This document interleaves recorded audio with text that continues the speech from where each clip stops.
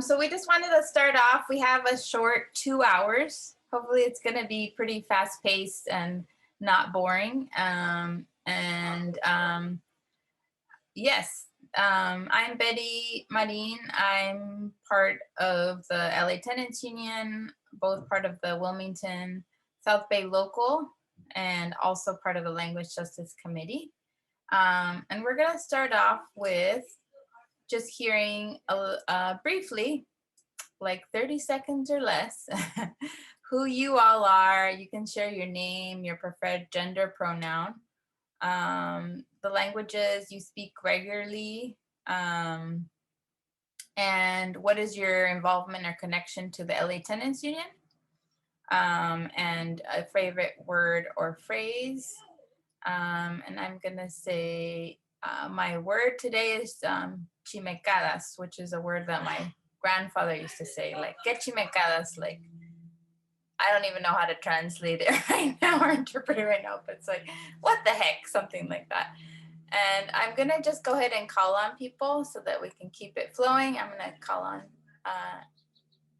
I'm gonna wait till Empty's done eating, so I'm gonna call on, darn it, why doesn't it let me see what your names are?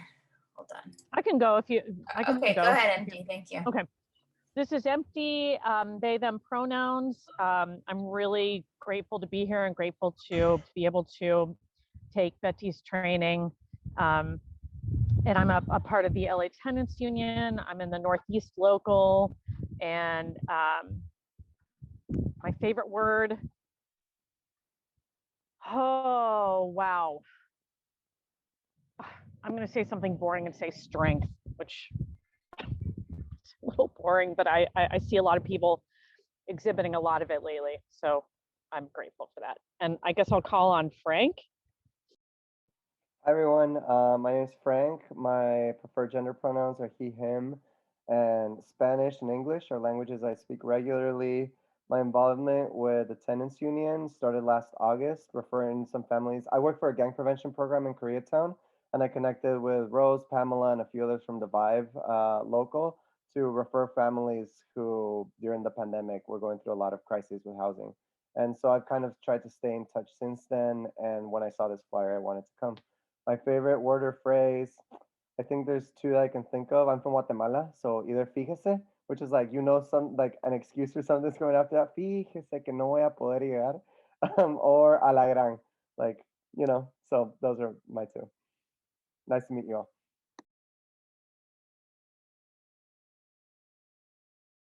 Oh, and I will pass it to, I will say someone who I can't see. We'll see if they're there. Erica. Thank you. My name is Erica. My preferred gender pronouns are she, her, hers. I speak English regularly, and I understand a little bit of Spanish, but I can't speak it. My involvement, well, I'm actually in the Sacramento Tenants Union, so we do partner and do work across the state with Law 2. And I have a phrase, where there's a will, there's a way. Do I popcorn it? I'll popcorn it to Jose.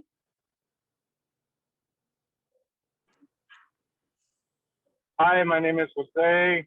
I regularly speak Spanish and English.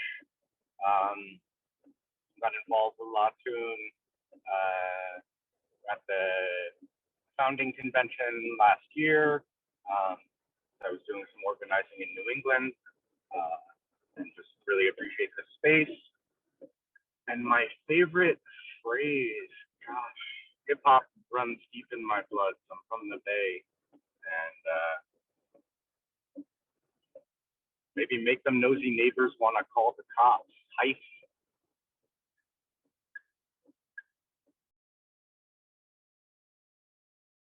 Oh, and I'm driving, so can somebody else popcorn for me? Sure.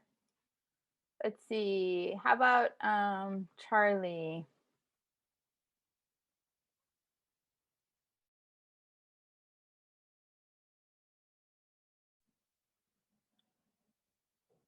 If you're there, Charlie, we can't hear you. But while you get here, I'm gonna pass it to Aitana. Hey everyone, I'm also driving. My name is Aitana. My preferred pronouns are she, they, and I speak English and Spanish regularly. I joined Latu, I think last June, and since then I'm part of the East Hollywood local. I've been doing mostly language justice and interpreting. And favorite word or phrase, I can't think of one, but I did just see the word colega, which I like in Spanish. I'm pretty sure it just translates to colleague or comrade. So I like that word. I like how it sounds. And yeah, if someone can pass it on as well, Yeah. since I'm driving. Thank you, Thank you. Aitana. I'm gonna pass it to Yeah. Erica. Oh, I already went. Oh, I'm sorry, Erica. Layla? Hi, everybody. I'm Layla. Use she, her pronouns. And I actually live in New Orleans. I'm part of the New Orleans Runners' Rights Assembly.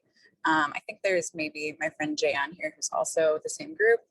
And obviously not involved with Latu, but I am in the Atun Slack thread for national tenant organizing. So that's how I found out about this training. I apologize, I'm driving, so hopefully I'll remember everything that was asked. Favorite phrase, there's a phrase in Farsi that I really like. I mean, I'm half Iranian, and I'm gonna butcher it because I don't actually speak Farsi, but it's in my memory, it's Allahi Gorbunet Baram, which is something that my aunt says to me every time I go over to her house, and it's like, essentially, I would die for you, I would kill myself for you. It's a really dramatic, loving language, which I appreciate. And I can't see who is here, so if somebody else could pop turn it. Yeah, no problem. Thank you, Leila. I think there's a few people who introduced themselves in the chat, Yuhi and Angie. And I'm not sure if there's anyone left. I think anyone who hasn't had a chance to introduce themselves who would like to, please unmute.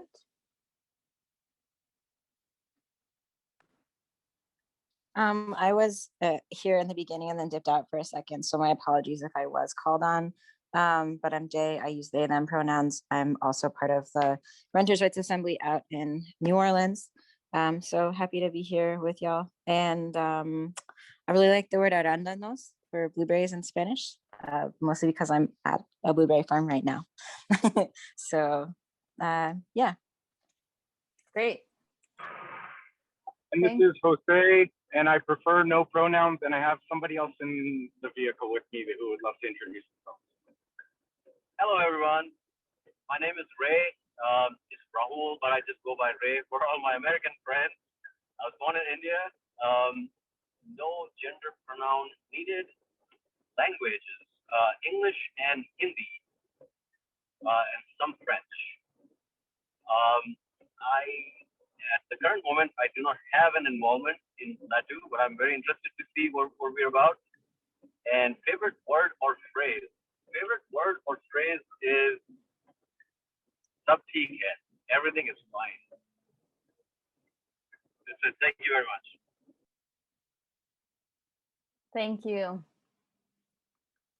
Anyone else?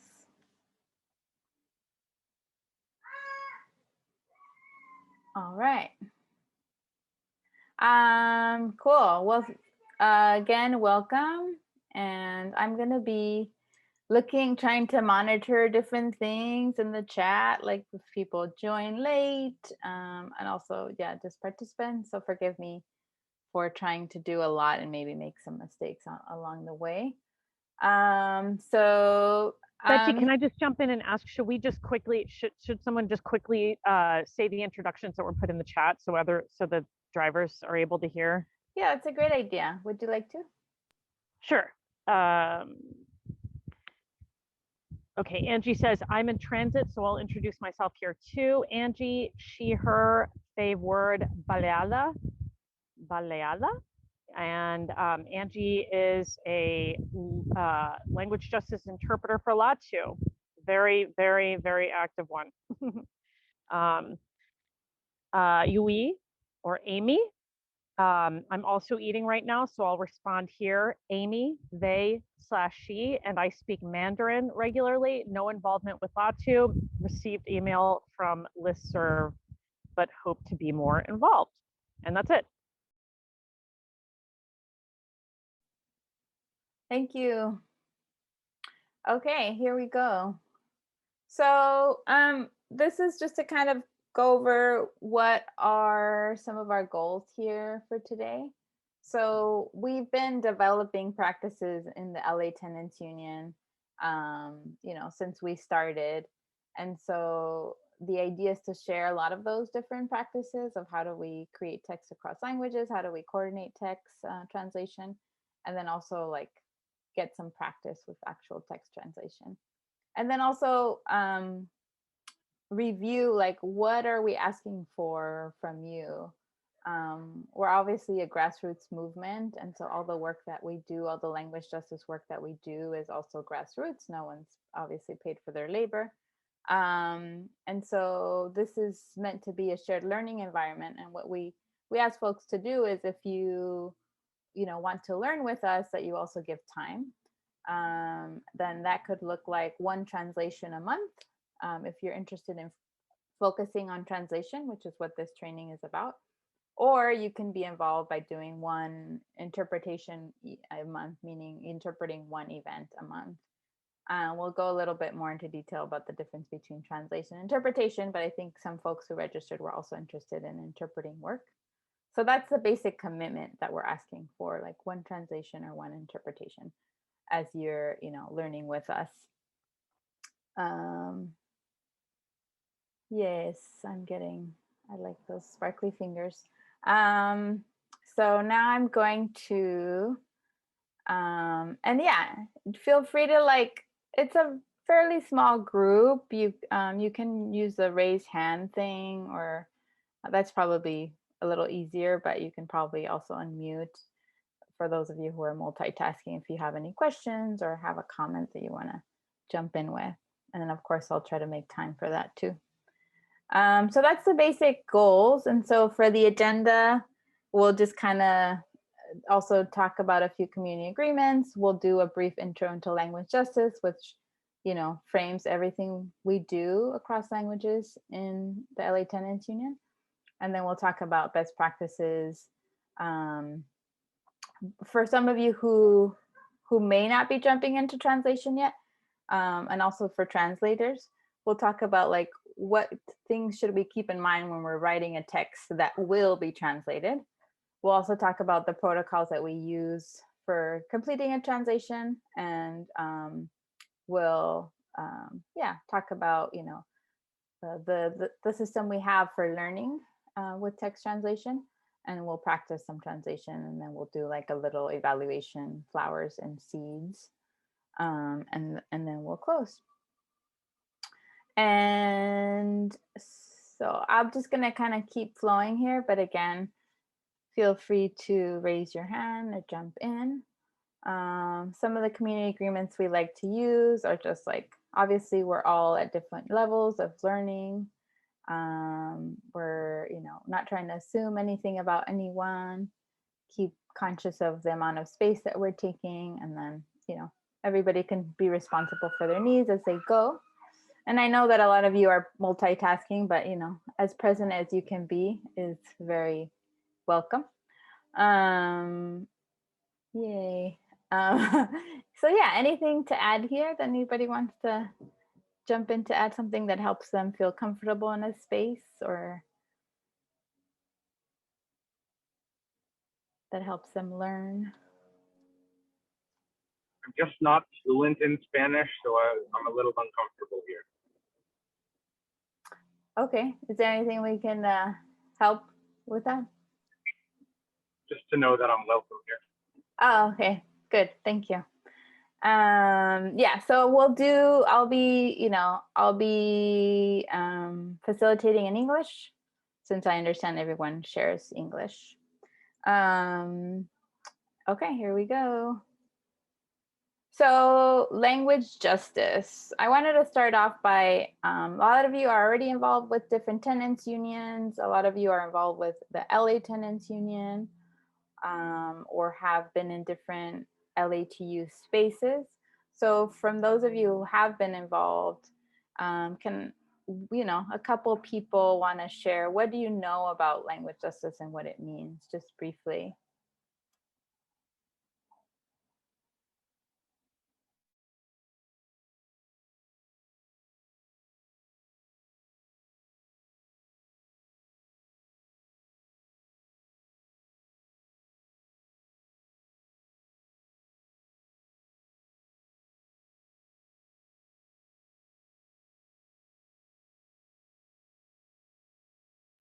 I know. I know Empty knows. Go ahead, Okay, Empty. I won't say. No, Oh, you no. want me to do? Yeah, say something, and then if somebody Okay. wants to add, because we have a quiet group so far. Okay. Language justice includes the right everyone has to understand, be heard, and to hear, to communicate in the languages in which they feel most comfortable. Do I get any cookies? Yes, you get virtual cookies and chocolates. Fantastic. Thank you. Awesome. I have an idea. Go ahead. That maybe language justice involves being upfront with the biases we carry into our translation works and making those clear and explicit in our translation. Sure. Yeah, I think that's a great idea. I think being aware of who we are and what we're bringing to the space is definitely part of it. That's great. Thank you. Any other thoughts for those who have experienced bilingual spaces or multilingual spaces in LATU or in other spaces? Okay. Well, I'll just go ahead and share a little bit more based on what Empty was sharing. So we have that basic definition that Empty shared. And actually, this is like a little bit of an older version, I'm realizing. But it captures the basic idea around how do we create spaces where people can communicate in the language they feel most comfortable. And actually, I wish I had included a quote that I really love from the Highlander Center, which developed language justice curriculum around, when we're building justice, we're talking about things that we feel passionate about. We're talking about things that we maybe fear that we want to change, and we should be able to do that in the language in which we can express ourselves in. And that's what language justice is about. It's about supporting movement spaces where we're being conscious of one language dominating another and trying to balance that, and we're trying to facilitate cross-language communication. So those are just like some basic ideas. And as we for me, like, it's much more exciting to talk about, well, what does it feel to be like in a space that is using a language justice framework, to be able to hear other people that maybe otherwise you wouldn't be able to talk to unless there was, interpretation and facilitation in both languages. And so we hopefully can do another training. And I know that there is another training being planned within Attune focusing on language justice. So that's going to be a good space to jump more into the principles. But the reason we mention it here is like, what does it have to do with translation, right? So before we talk about what it has to do with translation, who knows the difference between translation and interpretation?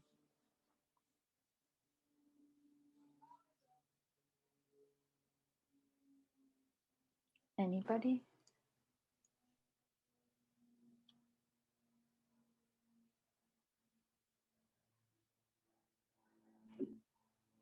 I think maybe it's a false dichotomy. False dichotomy? Good guess. I saw someone put it in the chat as oral versus written. So translation as written, interpretation as oral, spoken. Great, thank you. Exactly. So that's the difference. When we talk about translation, we're talking about the transfer of language in a written form, and we talk about interpretation, we're talking about the oral transfer of language. These are silly things, silly memes about. So often, and yeah, interpreters and translators do different work, right? And this training is not about interpretation, though again, there will be other spaces that are. But it's important for us to know, what we're referring to, so that we're not confused about, what work we're doing. So this is all about the written transfer of language translation. And so what does it have to do with language justice? Well, obviously, when we're doing outreach for our different movement spaces, we want those to represent the languages that the people, we're trying to reach speak. We want everyone to be able to access the same information. So not, only English speakers or not only Spanish speakers, or, we want to reach as many people in the language they access. And then, when we're in different spaces that maybe there's interpretation offered, we also want those presentations and whatever material is being shared to be also represented, translated into those other languages, so that people feel welcome to participate. And so the combination of translation and interpretation in different spaces is really essential for people to feel like this space is not just for those who can access the dominant language, but whoever, for everyone who's present in the language in which they feel most comfortable.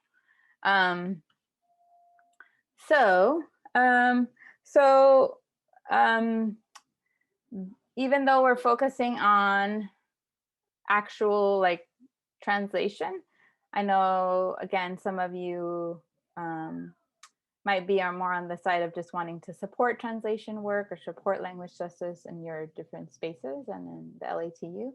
So if you're a person who's creating text that's going to be translated, these are some of the things to be aware of, right? Like colloquialism, so like phrases that are very specific to one language and very difficult to translate, or acronyms, words, that unless they're spelled out, people are not going to know what you're referring to. And then this whole idea of cultural awareness, like who are you speaking to, and what language and words and terms are you using, and who is that relevant to, and who is that accessible to. And then I think similar to what Jose was saying earlier, like what, who are we assuming that we're speaking to, or what, what biases, what, is it our own perspective that we're thinking about, or who are we, addressing, and how can we kind of expand what audiences we're speaking to, and not have whiteness be the default. Yeah. So these are just like a quick thing. And I think as we're translating and supporting different texts that are being produced, say in the LA Tenants Union or other spaces, I think it's important also to be able to share some, some feedback for certain texts and say, hey, this phrase is very either, limited in who it's speaking to, or, what about thinking about this different way? And I think this is like a really huge challenge in LATU is, that a lot of our original texts are produced in English and then they're translated into Spanish. So how can we kind of switch that around and think about, producing text in Spanish that can then be translated into English, and kind of putting a different audience to the, the primary text and the other way around. So just things to keep in mind. So now we'll kind of jump into like how do we do text translation in the Tenants Union, and what are the tools that we use? So we have a series of protocols that we follow. We also have a style guide, and we also have glossaries. And so before I jump into the protocols, what for those of you who have experience doing translation or not, why do you think Google Translate isn't necessarily a tool that we're using?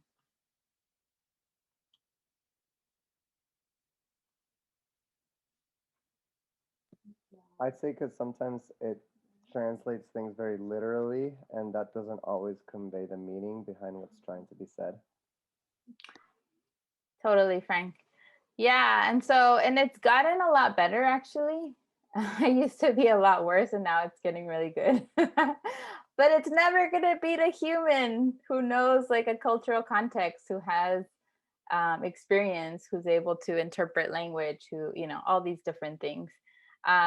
So even though we know that it's used in the tenants union, I mean, it's a movement that's very fast paced. There's lots of urgency.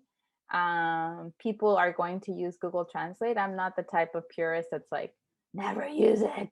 I know people use it, but like the principle that we try to bring to it is like, that translation should be reviewed by somebody, by a human person who can then catch those mistakes, catch that literal translation. We've seen we've seen those kind of errors, and it can be pretty hilarious, but can also be pretty disrespectful, right? To have a translation that's just Google translated, and somebody who's trying to access that document is reading these like really awkward, you know, phrasing or whatever that's not allowing them to actually understand what's saying. So so to jump into the protocols, and this, we can share the presentation with you and share like what, you know, what this all says. I'm not gonna read it now, but just to kind of share with you the very basic framework. Actually, I think I put it in here.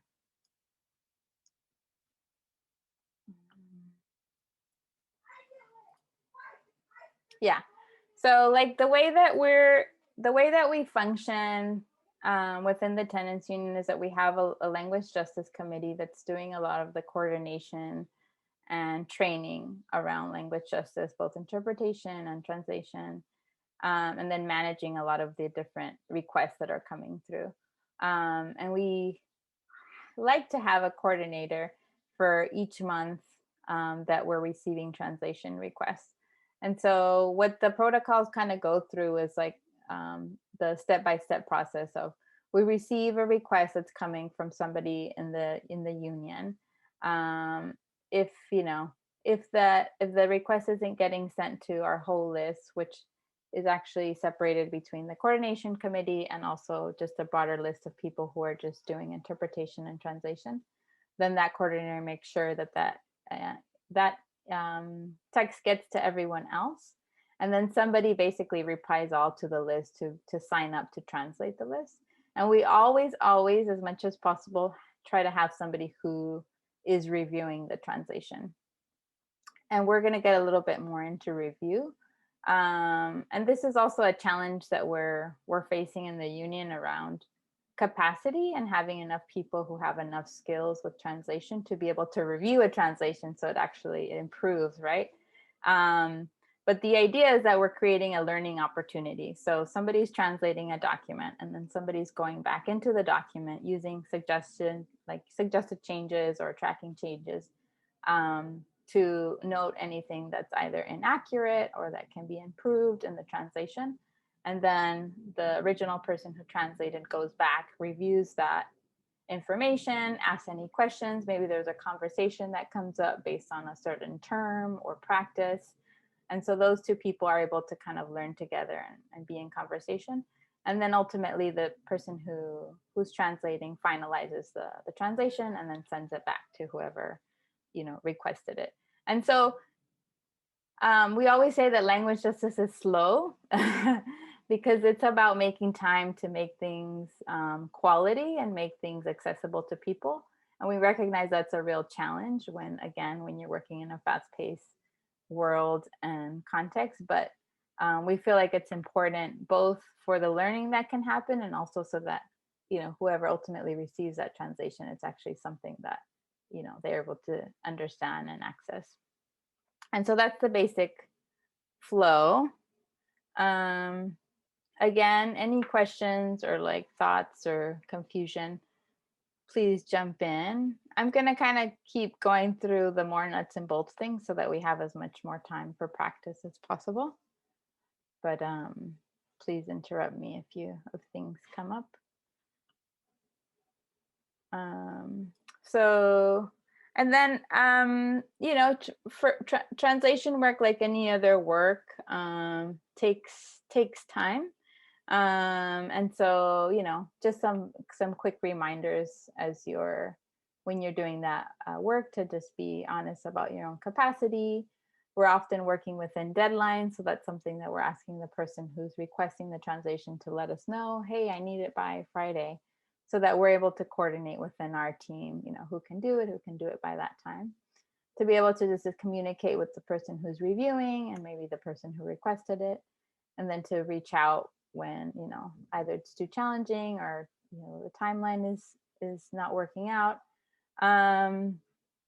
And also, you know, what I was speaking to earlier around just budgeting enough time for that back and forth between the person who's translating and the person who's reviewing. Yeah, pretty straightforward. So one really essential part of you know, being able to produce a quality translation is to know what decisions we've made as a group about certain things that we translate. So how are we dealing with gender in the translation? We know that, for instance, Spanish is a gendered language. So if we have a value as the tenants union, for instance, to include all genders, then we need to also make choices in the translation to match that. Also, and this is because I should mention, you know, in LATU, we're primarily focusing and producing translations into Spanish, and also in a limited way into other languages, and I'll show you that in the glossary. But some of these style guide questions are referring to Spanish. For instance, the form of address. There's two ways to address people in Spanish. It can be informal or formal. So we're also making a decision there. We're also making a decision about proper names, like how do we translate, for instance, the Community and Housing Investment Department into Spanish, and other questions around terminology. So we do have a style guide that we use, that's here. And so we've chosen to use the X to avoid gender, to avoid the gender binary.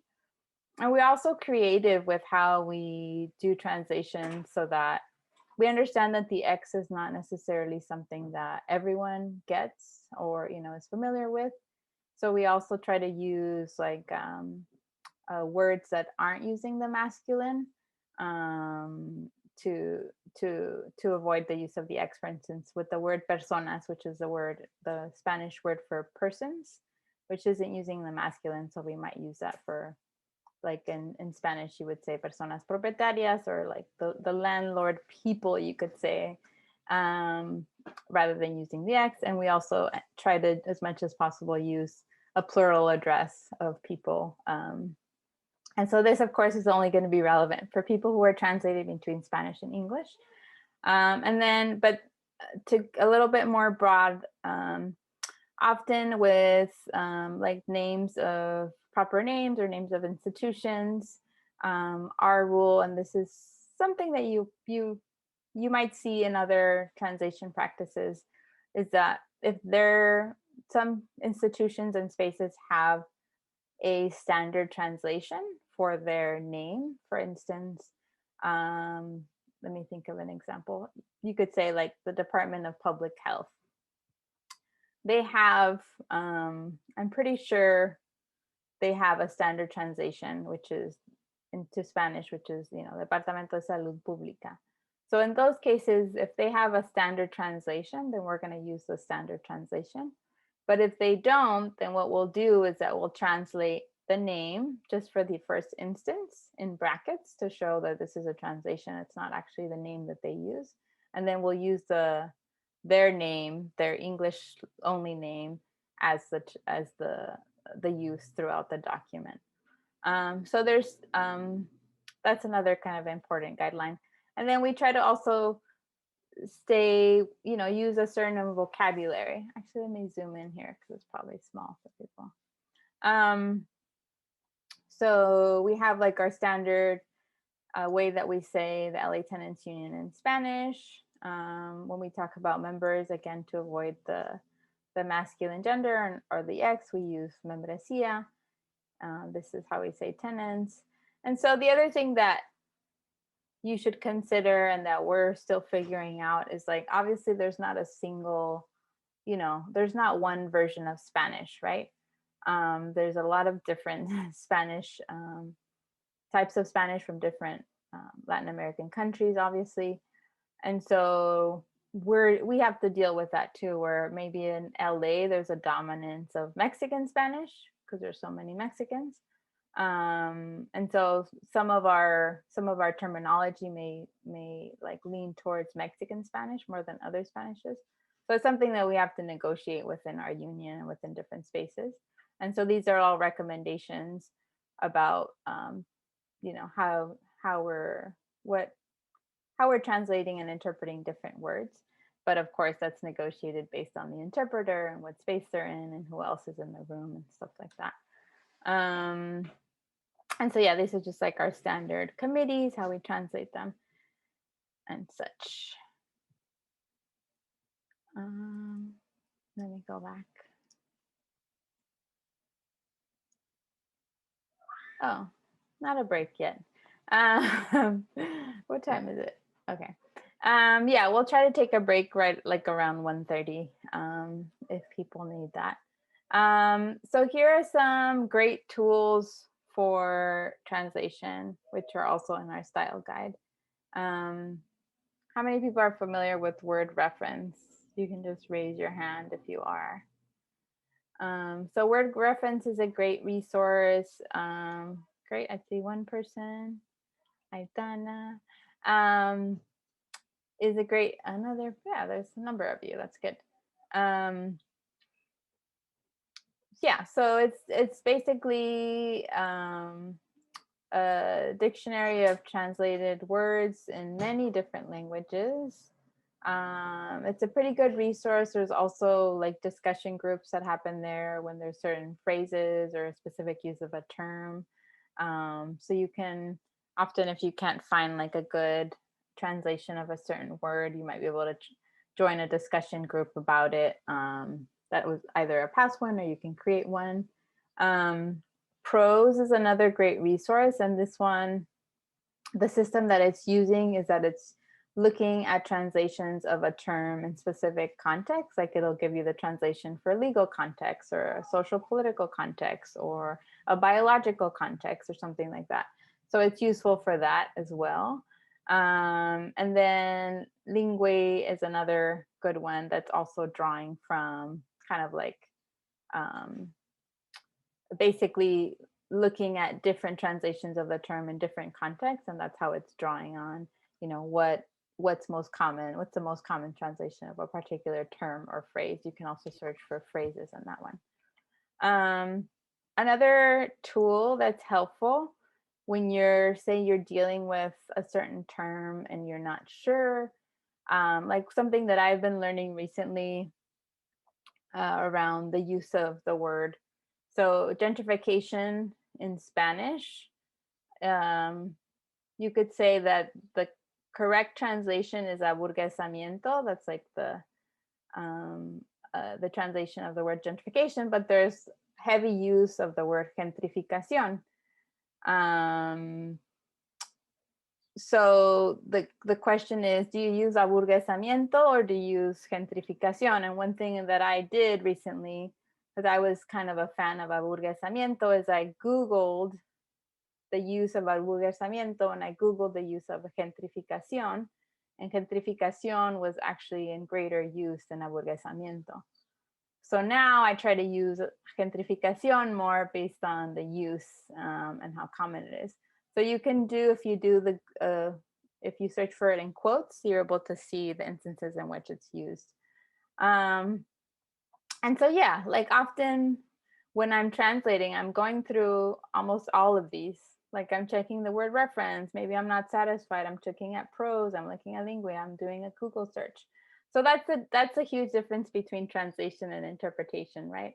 Translation is very deliberate. You're taking the time. You're using all the resources that you can to really produce the the best translation. Interpretation, you're doing something on the spot. And so you're just going with what you have at that moment. Let's see. Oh yeah, so if there's anything, for instance, in the original text that you're translating that's unclear, obviously you want to reach out to the person who created the text, say this is unclear, or there's an error here, or something like that. You can obviously reach out to, for those of you within the LA Tenants Union, you know, we're often in conversation with each other, but in your own context, hopefully you'll have other colleagues and friends who are also engaged in this work. Yeah, and then you can also always like, you know, ask people in your immediate context, like if they're people who are like the audience that the translation is for, you know, ask them, does this make sense to you? Is this, you know, coming through? So these are different tools and resources. And I think Aitana, you had your hand up from the use of word reference, but let me know if you have a question. Oh, okay, cool. All right. Hopefully, and I've seen, I think just one other person joined. Welcome. So we're gonna keep going here. So, and really also a huge resource, you know, we have our style guide, we have these different outside resources that I just shared with you. What we also have is our own shared glossary, and this is just a screenshot of the shared glossary. As you can see, we have a couple options for the translation of certain terms and words. So you can see we have Spanish option, Korean, Russian. I can't remember if there's one more. And so this is like a really important tool. And it can be added to by anyone who's involved with the work. You can always add like a third column if there's like a third option for a certain word. And then of course, we're always welcoming, you know, work in other additional languages. But so far we've had, you know, worked with people who were able to provide other translations. So that's a very like whatever, we're happy to share again these resources, and then again depending on the context you're working with. Okay, so before we jump into the practice, I just wanted to ask if there's any questions. Are things making sense before we jump into trying it out?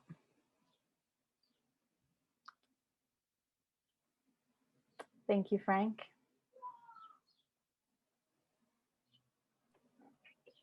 You still open for questions on this? Yeah. I guess it's a little meta, so you don't have to respond, but like, the like maybe sometimes conflicting interests of those goals of language justice you shared, right? To make people feel comfortable in their own language, and the goals of like gender equality or racial equality or all these other things that to me actually seem counter to those language justice goals you talked about. Because if you're not speaking to people in their language, even if their language is like oppressive, like, can you get the question? Yeah, like for instance, like how we've chosen as a committee to use, for instance, gender neutral language. So for instance, in Spanish, we would say bienvenides, or we would say ella, and maybe that's not something somebody's comfortable doing. That's how I'm understanding your question as an example of that. And so for me, it's like, it's a negotiation. Like as a union, as a space, we're both both trying to be supportive of each other's humanity, and also we're challenging each other. And so that's an example of that. And so there's certain things, for instance, like we've chosen to ask people to say their gender pronoun, which is like a foreign concept for a lot of people. We've chosen to use gender neutral language. And so I think, and a lot of folks in the union don't use gender neutral language, and some people do. So I think for me, it's like about if there is a challenge to it, or there is like a discomfort, or it's clearly disrupting a space, then it's an opportunity to like create a learning and conversation about it. So that's my sort of initial thoughts, but I think it's a deep conversation to have, and I don't think there's like, oh, this is how we deal with that issue, and this is how. I don't see language justice that way, or the work that we do of like, oh, this is the correct way, and this is, for me, it's always around like, we have principles, we have ideas, we have best practices, but we're constantly negotiating with like the real world and people's experiences and thoughts and feelings and needs. And so I think the last thing that I want is language justice to be like, a fundamentalist ideology, which, I feel like sometimes I have to fight against that too. But hopefully do you want to add anything? How you think about it? Yeah. Yeah, I mean, as you were speaking, maybe I was hearing like there's kind of two different or many different, like what's the purpose of this written text and who is it for? And a lot of what you were saying resonates with me on like the internal space, or those spaces where people are already in or already organized and you do that deeper work. I guess the question came from like, if the initial introduction to a Spanish speaker is a text full of leftist anarchist jargon, like that they don't even know that it is, it's just confusing, that doesn't seem like language justice. Yeah, I agree with you.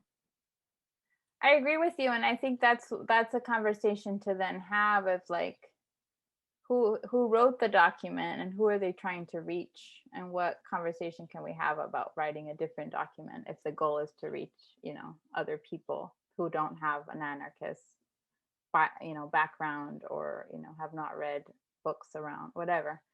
So I think that's huge, and again I think it's something that we struggle with in largely producing things in English that get translated into Spanish. So I think it's a great point. And I hope that there's other language justice spaces that you're bringing the conversation to, that we can talk more. And we talk about it, but like, yeah, obviously this translation training can't become the space where we keep going on it, but thank you for bringing it up. So yeah, I think now I want us to jump into some practice, because that's what it's all about. Like, we wanted to provide tools, but once you get into the meat of translation, then you can kind of see what challenges you're facing, and you can see how these tools help you, and you can see what areas like, oh, like, if those tools aren't sufficient, what else do I need to work on, or where else can I ask for support? So I'm gonna break you out into two people. If you, for some reason, do not want to participate in this translation activity, and also the other thing I need to note is I'll need to remember, and that's something we didn't anticipate well. It's like, how many of you are, if you could just put in the chat, which languages are you working with? Like, is it English and Spanish? Is it English and Farsi? Is it English and something else?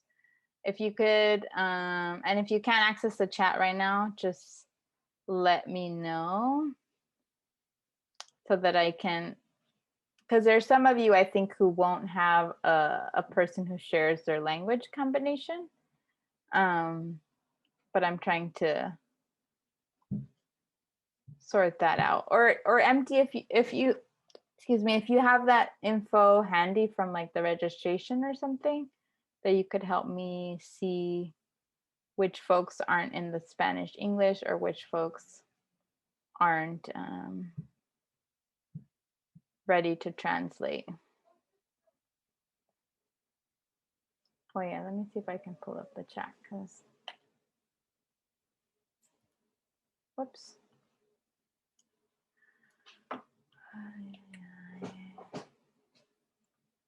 Mm.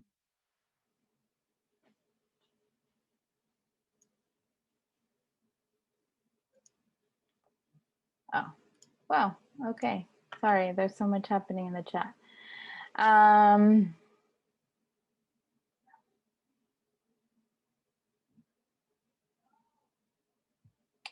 Okay. So I see a question from Monica about ASL, but since I wasn't tracking that earlier, I'm sorry. So one of the things that we changed around our language justice definition is that we used to say like the languages or like the right that everyone has to listen, be understood, or understand.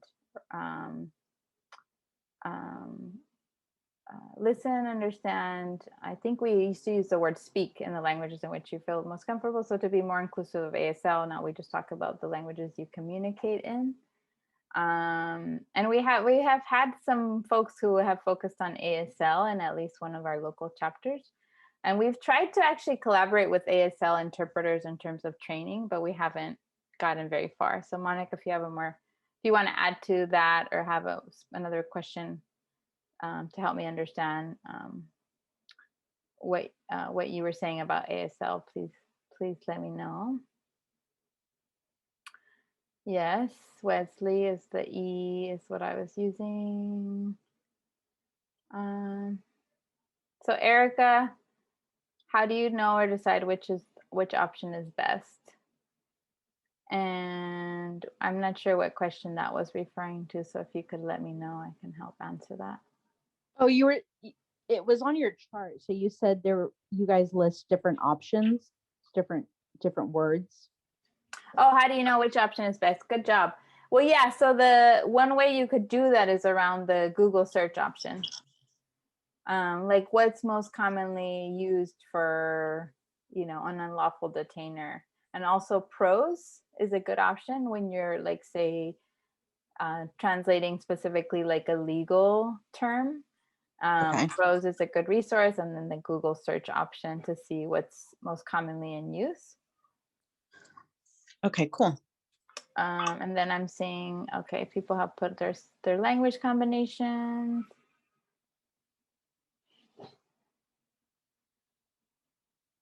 English and Spanish. Can I real quick respond to that last question? Uh-huh. Just from traveling in English for many years around the world, through conversational experience and realizing which words are colloquialisms or jargon or not used in like an international context, just that the speaking it and doing it, you can research it a lot and stay in the written text, but through the actual physical practice of trying to communicate and seeing what is effective, it helped me uncover a lot of words that I just had no idea were only American and would be very hard in a Google search unless you're a ninja to really figure out. Sorry, you cut out a little bit. What was the last thing you said? Oh, just that I think, sometimes trying to track this down through the web or through those resources is very time consuming relative to just having that conversation over and over and over again, and through experience, figuring out which words are universal or more universal and which are specific to your niche of the language. Yeah, I think that's a great point. You're going to know based on context and the work that you're doing, and maybe it's something that you've decided in a style guide too, that we are using this translation over another translation for this word. Like we've chosen to use renta for rent in Spanish, as opposed to alquiler. And again, that might be a Mexican Spanish thing, but it's, largely used in Los Angeles, and that's what we've chosen to do. But there's other cases like that where I think that's a great point. With context, conversation, etc., it's going to become clear what's rising to the surface. Okay. Oh yeah, Katie, that's a great question around, is there an online dictionary or tool that divides out common terms, jargon based on country or region? I haven't seen that tool. That would be awesome. I'm trying to think if I know the pros tool again divides it between like different fields, like legal, social, I forget what other like like areas of study or whatever. But I don't know if I've seen around country or region. So yeah, if anybody knows of something, share it. Okay, so everybody that put their language combinations in the chat, put Spanish and English, except for Amy. I know, sorry, Amy. But Amy, you can still do the activity. You would just do it on your own. And see, how the different tools and resources that we provided work out for you. And I'm also going to share the presentation in the chat so that you have access to that slide that has all the resources. Jose is saying that a Duolingo discussion might address the point around, I guess, the online dictionary for different countries or regions. Okay, so I'm gonna send you all to breakout groups so that you can work on this. So basically we have a paragraph here that's very much something that actually came from a document called Stomp Out Slumlords, which might be one of those documents similar to what Jose was talking about, where it's like, who is it written for? Is it accessible to a lot of people? But we did translate this document. It is an interesting resource. But anyway, and then, oh, actually, what happened to? Okay. Oh, sorry. So actually, for this one, the whole idea isn't to translate this whole paragraph, but instead to find like 3 words that you don't know how to translate off the top of your head, where you would have to like, look it up, whatever, use these different resources, tools. And then in your groups, you can discuss what are those 3 terms, how would you translate them? What are the translations you're going to make? And then talk about, well, how did you get to that? What methods and resources did you get? So let me send you all, and I'm going to try, let's see, there's I think Empty, you want to go to a group too, right? So I'm going to do it like this. Hold on. You can, Betsy, I'm just going to jump in because I'm multitasking, and it ended up being you can exclude me from the group for now, and I'll have to catch up using the recording. Sure? Yeah, because I haven't been following along because I've been multitasking, which I shouldn't have been doing, but I'm here at an event. I apologize. Okay, no problem. Okay, so I want to include you. Okay. Okay.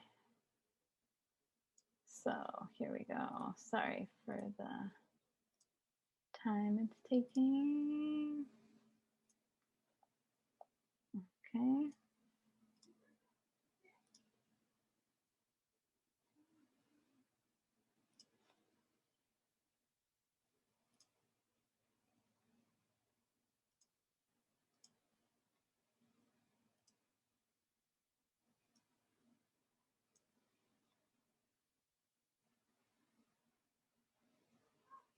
Okay, I'm gonna go ahead and send you to breakout rooms. Amy, you'll stay in the main room because you can just work on it, obviously, here. And if I can be a resource to you, Amy, just let me know. Here we go.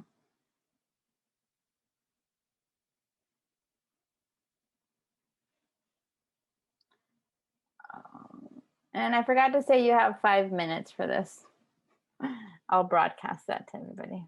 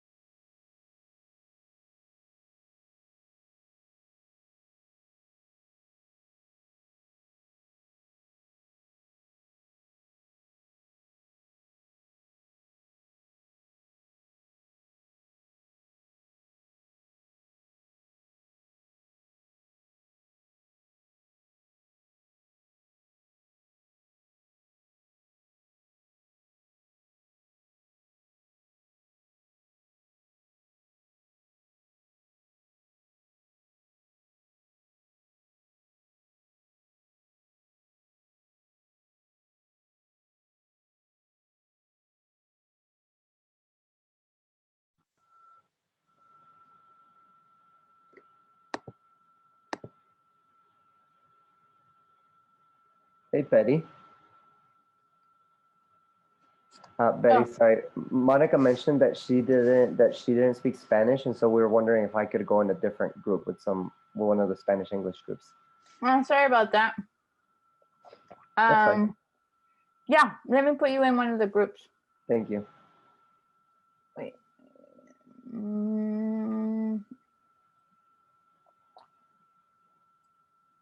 Okay. Thank you. Monica, did you want to just work on your own? I can't remember if you put a language combination in the chat.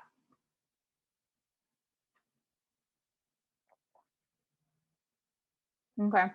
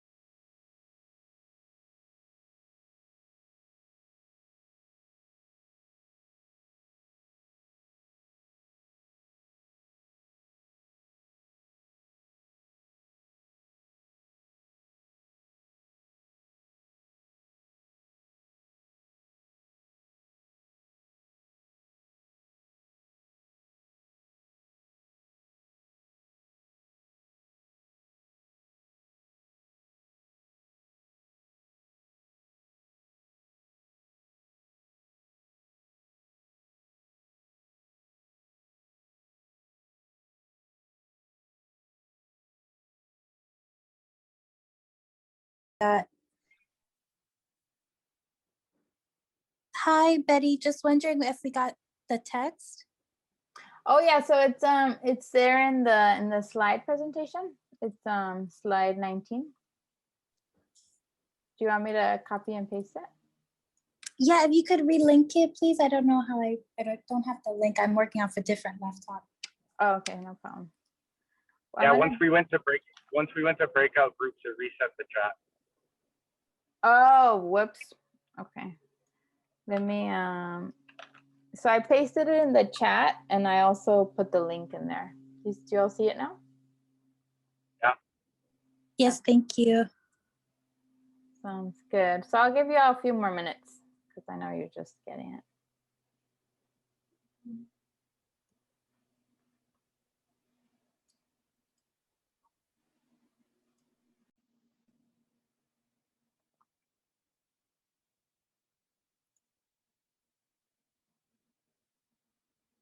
Still, are we in the big room now? So yeah, you're back in the large group. Let me share my screen again.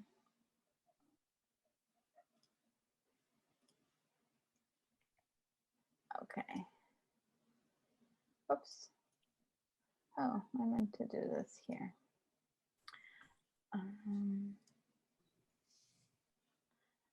Okay, so yeah, I was just looking to hear from some of you, how did it go? What went well? What was challenging? Anybody want to share for themselves or their group?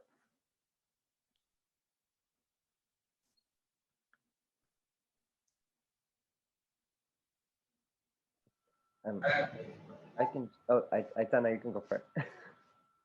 Yeah, I was just gonna say that something we realized with one of the last words, which was ensuing, that we were discussing, was that we didn't necessarily know the exact definition of ensuing.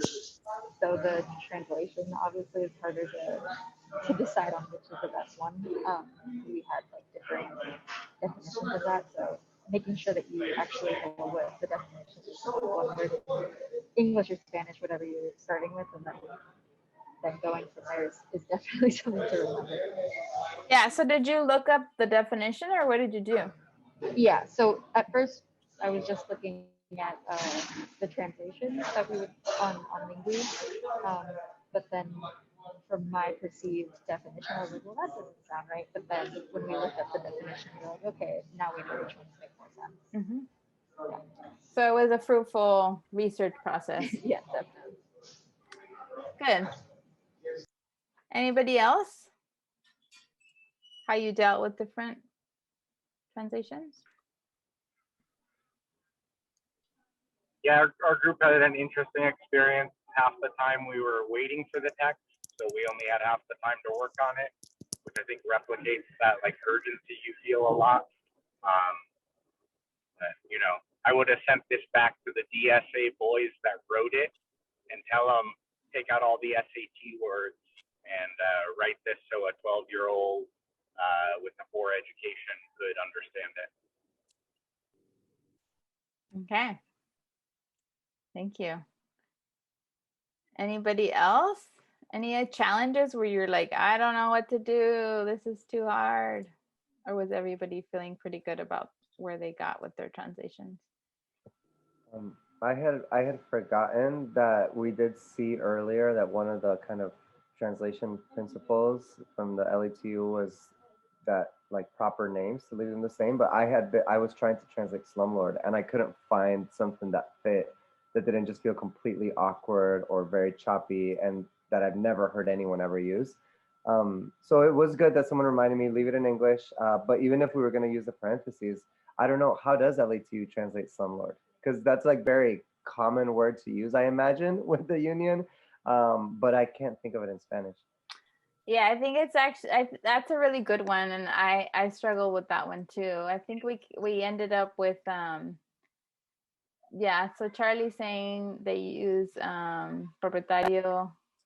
Are you? I think you're thinking buitre, right? When we say ¿cómo se llama? Trying to use the other word Vulture, we call right? landlords. Yeah, vulture. Vulture, buitre, like buitre. Yeah, buitre. But there's like propietarios de tigurios. Tigurios is like slums. I think that's what we ended up on. Okay. But it's a difficult one because it's not it's sometimes I've also, like for that document we used tigurios. I think that's the name. I might be getting it wrong. But in the past I've used like propietarios abusives or stuff like that, abusive landlords. But it's a tricky one. That's a good one to point out. But yeah, in the case, because it's the name of a group, right? It would be okay to use like a definition and then use the name throughout. But in that it happens to be in that document. I think there's also just the use of it in general, not just in the name. Could I make another quick comment about Yeah. that? Just something that it made me think of as I was trying to do it, pertaining to kind of language justice, kind of in a broader sense, what we were talking about at first of what does it mean. In different countries, right, there's different words, but a lot of times, like I was thinking in Guatemala, a word that's used for like slums in certain contexts of Guatemala, not all of them, especially in like upper middle class Guatemala, where I'm from, like just the word barrio is used to distinguish like people who don't live in the barrio. And so it's very racist. And so like also when we translate, they're like, you know, we have to be conscious. I was thinking of myself, like being conscious of like not using words that like are pejorative as the translation happens. Because there are different peoples and different kind of countries that use different words. And in some of them, it can be a racist usage of the word. So that was just something that it made me think of. Yeah, totally. And I think that goes back to the point around like whose Spanish are we using? And I think it's something that obviously is not resolved. And I think most of us are in very diverse places, but certainly Los Angeles is extremely diverse and you have pretty much Spanish from everywhere. And so like, for instance, yeah, like I would have no idea that barrio has that connotation. And we use barrio quite often just to talk about neighborhood. Also vecindario, of course, but that's a great point. Anybody else who hasn't had a chance to share, just want to share anything that they learned or? Yeah, I'll share. This is Katie. My partner was Charlie, and yeah, I mean, my strategy was like leaning on a native speaker a lot, frankly. We decided to just like pick a term that Charlie wasn't sure of, which was like stomp or stomp out. And Charlie was saying like that they had an idea of what those, like the literal translation of that, but knowing in English, like what you're really trying to say is not like, I mean, maybe stomp on the head of slumlords, I don't know, but I think it's more about like eliminating slumlords, get rid of. So we both kind of got on our various dictionaries. He brought up the SpanishDict.com, which is another tool they found useful. And we like worked with those and then realized that I'm not, if Charlie, you want to jump in and say the term that you found, I don't remember it. We found a term that we were going to maybe go with. And then we kind of were like, well, maybe rather than translating literally, we should talk about like, what is this conveying? Both like, what is it conveying in English? And also like, what's the tone in English? So like, they're trying to say get rid of landlords, but they're not saying get rid of landlord or slumlords projects. We're saying like, get rid of, but in a really powerful kind of tongue-in-cheek way. And Charlie told me that like one powerful way to say like that would be like deshacerse, like I think completely get rid of. So what we landed on was deshacerse de propietarios buitres. Or maybe we could use the other slumlord term that you mentioned, Betty. I'm not unmuted. Yeah, that's great. I think that's really helpful to hear about your process. And I think that's the beauty of translation, like I was saying, right? You can deliberate, you can take the time. Of course, there's deadlines, there's other things like Jose was talking about, but that's what translation should be. And also that you will run up against the fact that, is this the right term? Is this the best term? Are there other options? So all those things are going to come into play and you're going to use the best, as many resources as you can to make a decision. But it's not to say that it's the only decision that you could have made or the only decision that expresses what's, the intention and meaning of the document, which is what your goal is, right? So good. So let's keep practicing because I feel like that's where we learn the most probably. So thank you for all who shared. Let's see. So now rather than just looking at a few terms, we'll look at some phrases. Same idea, we'll translate the entire phrase. You'll have a little bit more time since it's not just terms or words. And then we'll come back and debrief. So everyone should have the link to the slides in the chat now. Let me know. I can go ahead and just paste it again.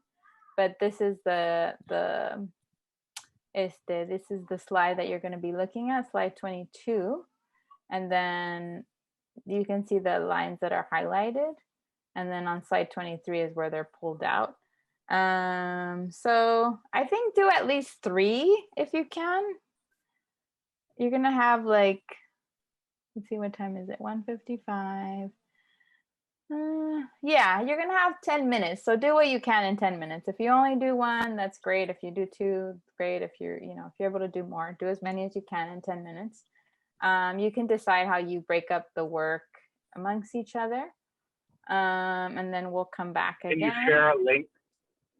Yep, I'll paste it again. 1 second. All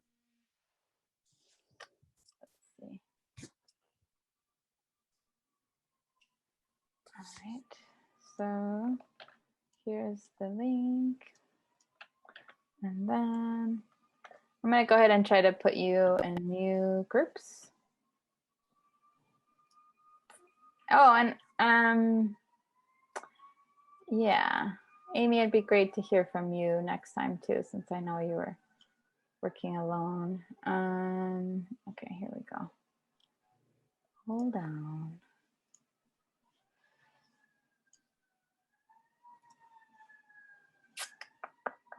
I guess for ease, I could just keep everybody in their same groups. I guess I could try to be creative. Let me see. Oh, Jose likes that idea. Okay. Well, yeah. Okay. Couple positive responses to staying in your same group. So let's just go ahead and do that, and that'll make it easier. All right.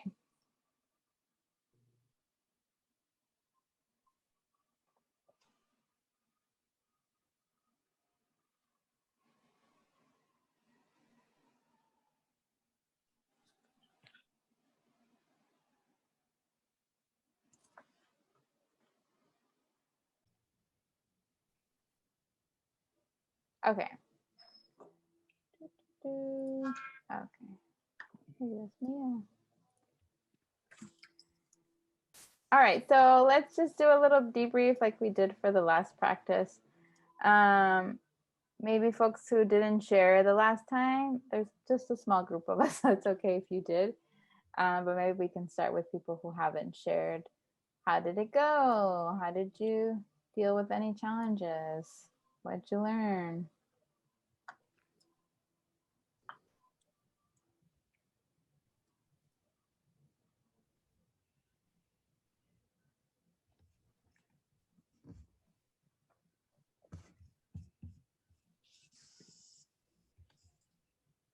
Angie, did you want to share?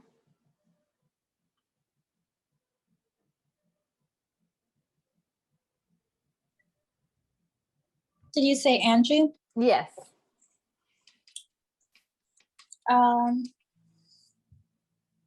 Well, I think we're discussing, like for the first sentence, for example, my first instinct was to say like, mandamos nuestro propietario, which is a little bit, changes the meaning just a little bit, it's a bit more direct.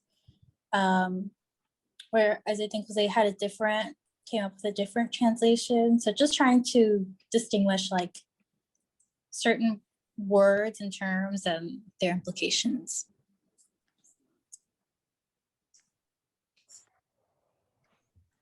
What was the term that you first used? I missed it. I think my instinct was mandamos, like we sent our landlord as opposed to we took our landlord. Yeah, no, I think that's a great thought, right? Like the literal translation is what, like llevamos, right? We took our landlord, but is that a common way to say you took somebody to court? Maybe the more common way is to send in Spanish, right? So I think that's a great point around like how are things said? What is the natural speech that people use for these different things? Cool. Anybody else? I think if I can jump on that one too, because in our group we discussed that first sentence as well.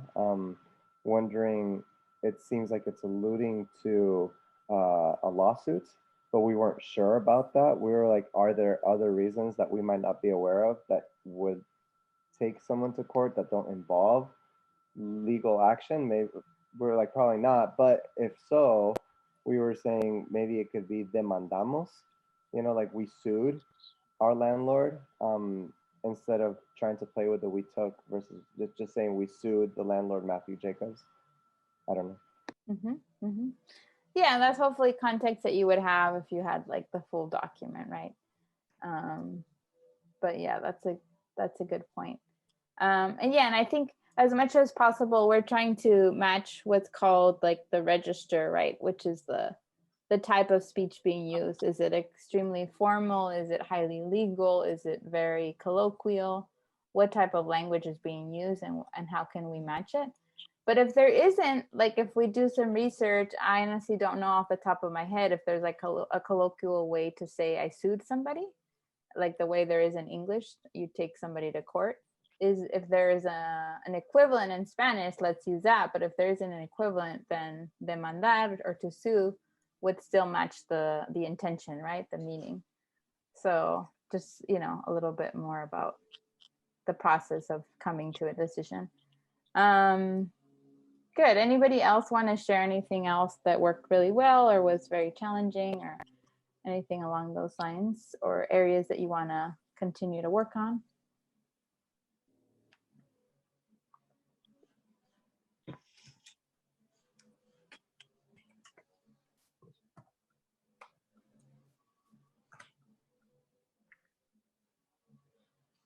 And it can be people who've shared before. I was just inviting people who haven't shared to share.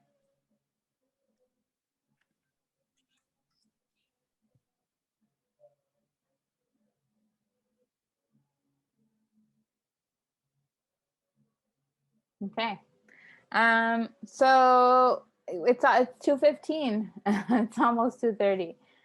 So I'm just gonna go over a few more things. And then we're gonna start to wrap up. So reviewing like something. So you all were able to work in teams, hopefully like, work off of each other's ideas and get feedback in the immediate process, which is really useful, I think, for translation. But that can also happen through a review process where you complete something and then somebody else reviews it. So if you're a person who has experience translating and feel comfortable reviewing a translation, then obviously you want to have the original document handy, and you want to be able to use, some sort of suggesting or track changes and using comments to, ask questions or make other suggestions. And of course, when we're reviewing, it's not about like putting our own necessarily own perspective into the translation, but it's about asking, is it accurate? Is this person matching the intention and meaning of the original document? So it's not necessarily about our preferences, but instead like just making sure that the meaning is there of the original text. And this, I think in the tenants union, we're still figuring out like who is equipped to review a draft. Is it anybody who's, who has experience translated? Is it people who have a little bit more experience? And these are some ideas that I put down for the sake of, having some guidelines. And I'm curious to hear what you all think of these, if it sounds reasonable to you, or if some of this sounds a little too extreme. But certainly you want somebody who has strong fluency in both languages, and obviously the language into, what the translation is into. We used to try to have a general guideline. Oops, and I forgot to press record again. 1 second.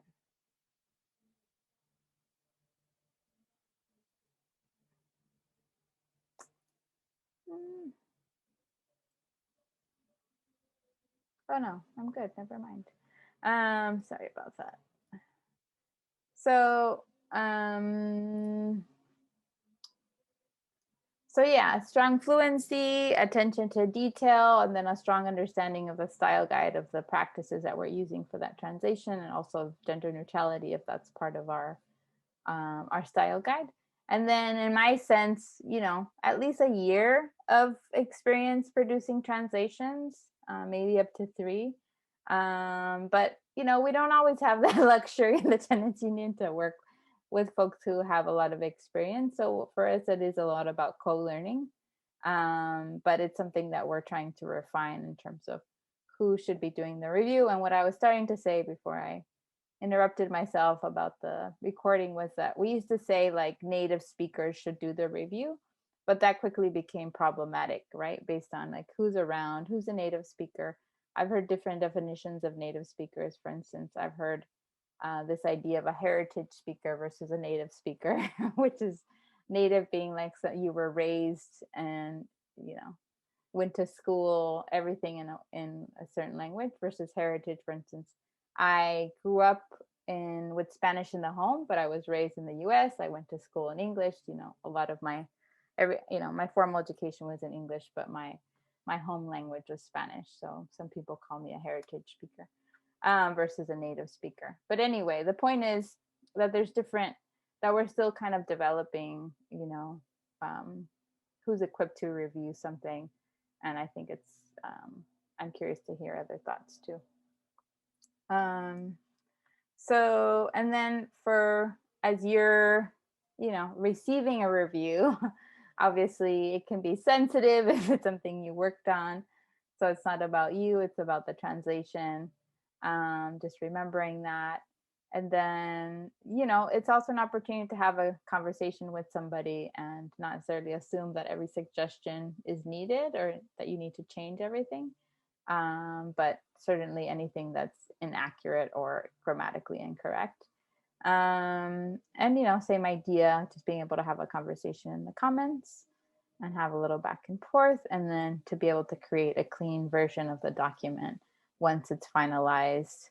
And a suggestion here is you can save, like if there's a document that's quite complicated and there was a lot of back and forth about certain terms or practices, etc., maybe it's useful to save a reference of that for other conversations, or to bring to, for instance, the Language Justice Committee to be able to add to the style guide or things like that. So that is pretty much what, since we just have about 10 more minutes. And the other thing I guess I'll say about our constantly evolving kind of systems and style guide and stuff, and this is also related to like, you know, the use of different terms and in which context and who understands what. Like for instance, in, you know, we're a union, so we decided to call ourselves, in Spanish, the word for union is sindicato. And then we also have, because we're a union, we have like locals, like you would with any union, like a chapter of the union, which in Spanish typically is sección of a union, a sección of a sindicato. But because the word in English is local, lots of people have easily used local for the Spanish. So there's things like that where it's like, even if we started with one, you know, one practice or one suggested practice around using sección, like by and large, the common use of the word local is local. So we kind of have to evolve also with people's use. And I think that's also like a constant conversation. But for me, that's just like a really key example of like when like, you know, practices and correct, I put that in quotes, translations kind of bump up against reality and people's experiences and how they use language and how that ultimately informs what's considered correct or not. So before we move to kind of thinking about, you know, what you appreciated about the training or what was lacking, I just wanted to make sure if there's any other questions or comments about anything on your mind. Charlie, I see that you put, oh, but that was a little bit a while ago. Good point about demandamos. Did you want to add anything? Oh, okay. Oh, now I see what you mean about the whole thing, suing and taking people to court. Just refreshing my memory. Any other questions, comments, thoughts? Yeah, I have a question. Mhm. This is, I guess, more around best practices or just what you've seen works the most, makes people feel the most comfortable, people like making sure to like prioritize like the most impacted tenants by the campaign you're working on, et cetera. Like something like there's like small negotiations I find myself making, being really new to having bilingual meetings, both in person and on Zoom, and now attempting to have like bilingual texting threads, et cetera, Spanish and English. I guess I'm wondering, like in meeting spaces, things like an agenda or a presentation on a Google slide where you're trying to show two types of or two languages, et cetera, like maybe just for simplicity's sake, just an agenda. When you're working through a translation of an agenda or of meeting notes, is that something where it's you do an entirely different translation, like you have an English version and a Spanish version and people are looking at two different documents and you find a way to display them so people can see them? Or do you kind of go like line by line, like agenda, notas, note, like there's just things like that that I'm running into that's maybe too nitty gritty, but it still feels important. Yeah, no, I think that's an awesome question, and it's something certainly for the COVID age, right, where we're showing a lot of things on a screen, and different people do it different ways. I've used both ways of like, I'm gonna actually share my screen so I can share some examples. Oh, thank you. Let me just see if I can pull it up quickly. Here we go. So I feel like with an agenda, something that I do that I know others do as well is like use different colors for different texts. And when it's an agenda, it's a fairly like small amount of information. So it's not like, giant paragraphs or whatever. So for me, in that case, it's okay to do something like this. The other principle that I'm using here is that I'm using the less dominant language first, which is something we try to do as well. So I'll list the Spanish first, and then I'll use a different color just to distinguish it visually. And then something that we do when we're doing presentations is that obviously often we're doing like side by side language, because I feel like that's when there's more text and it gets a little too confusing to just have it be like on top of each other. So I'm just going to show a quick example of that. Oh, well, this is actually a different version, but let me just show this too. But there's different ways to do it, of course. This one does where it actually has it again in different colors, Spanish on top and like this. But the example there's this too. Trying to see if there's. Okay, sorry. Thanks for your patience. Okay, so yeah, this is where like you just there's a lot of text, so we just do English on one side, Spanish on the other. Trying to see if there's a lot of these are hidden slides, which is why I wasn't. But anyway, I think that gets to the point. Thanks for that question. So I know it's almost 2:30 now.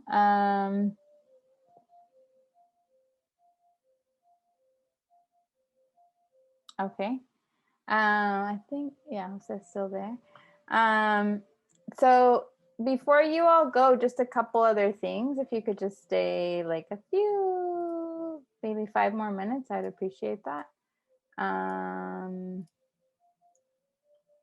And I was going to co-facilitate with somebody but I'm trying to make it all work. Okay, here we are. So you have the slide presentation. If you could just go into the like slide 29 and 30 and just add at least one thing that you think worked well from the training today, and then one thing that you think that we could improve or should improve. There's, we won't go around and do it, but if you could just write it in the slide, and then just take like a couple minutes to do that until 2:31, and then we'll just close with a couple last announcements at the end. We have interpreting practice sessions on Mondays that Jen Eliana, who's another member of Language Justice Committee, primarily facilitates. And those are every Monday from 5 to 7. And that's the link to join. I know they're very open spaces. Again, same idea. If you're learning with us, we really want you to also make at least a small commitment to contribute to the work.